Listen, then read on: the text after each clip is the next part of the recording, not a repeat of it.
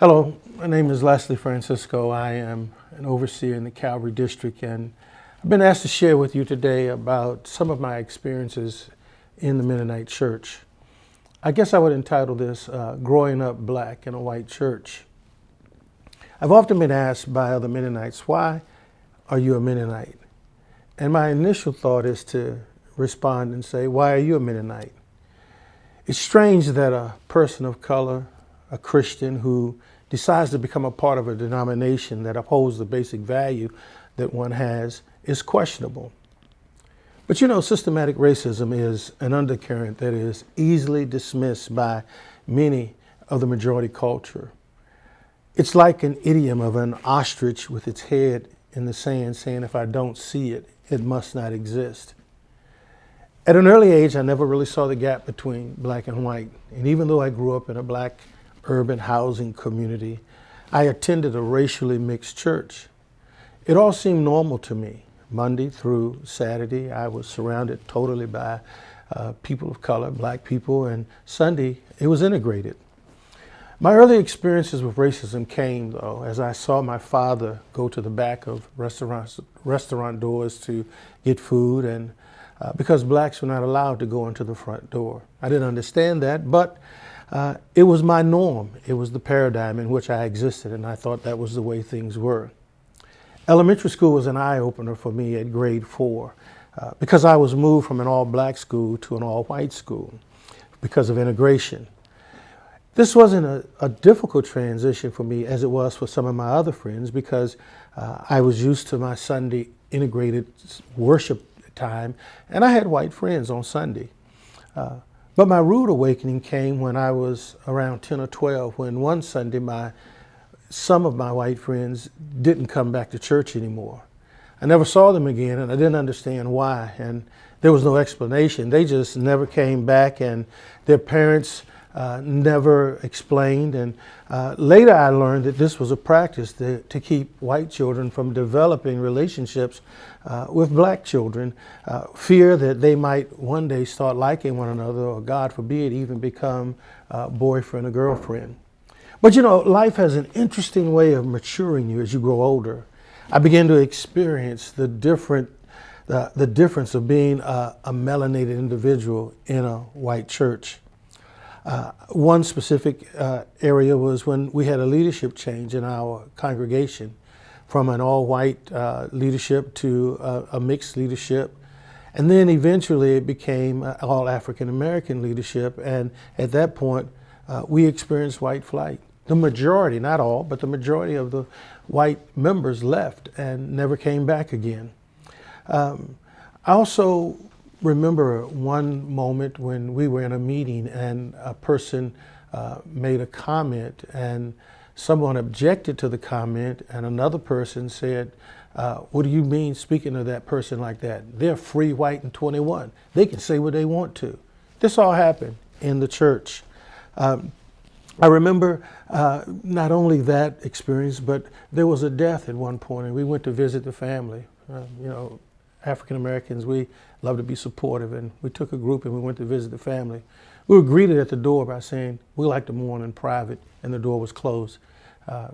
We were not welcome there.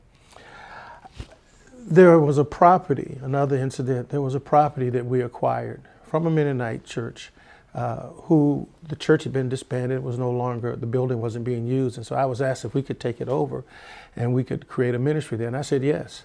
So we got our trustees together, and they brought their trustees together. And as we set to finalize the documents, one of the trustees slammed his hand on the table and said, I can't do it. I just can't do it. You mean to tell me we're going to give this church to a black man?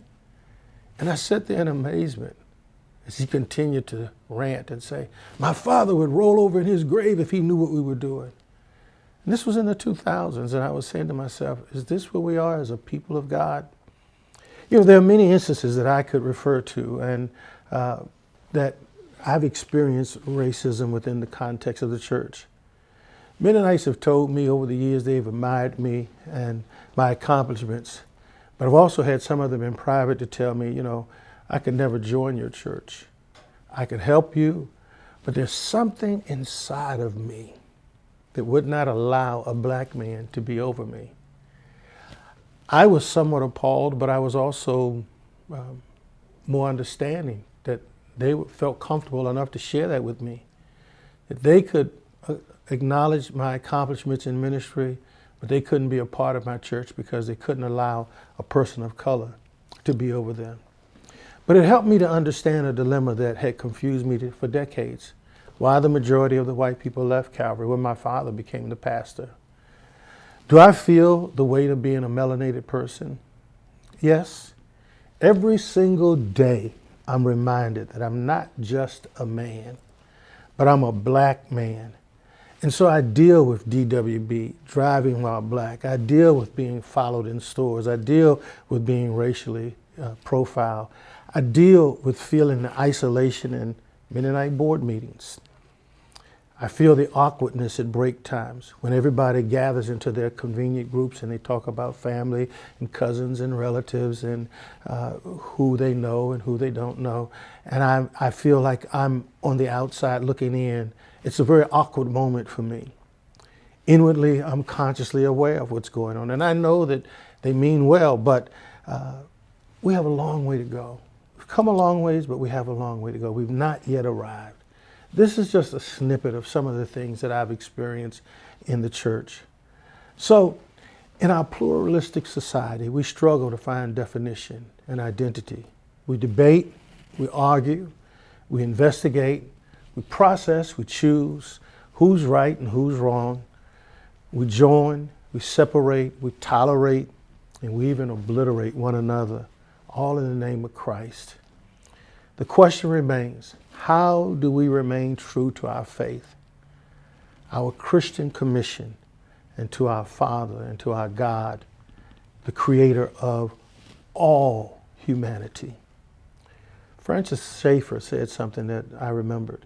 He said, if we do not show love to one another, the world has the right to question whether Christianity is true. I pray that one day we will learn to love and look beyond the exterior of one another and see the hearts of our brothers and our sisters in creation. And then they will know that we are Christians by our love.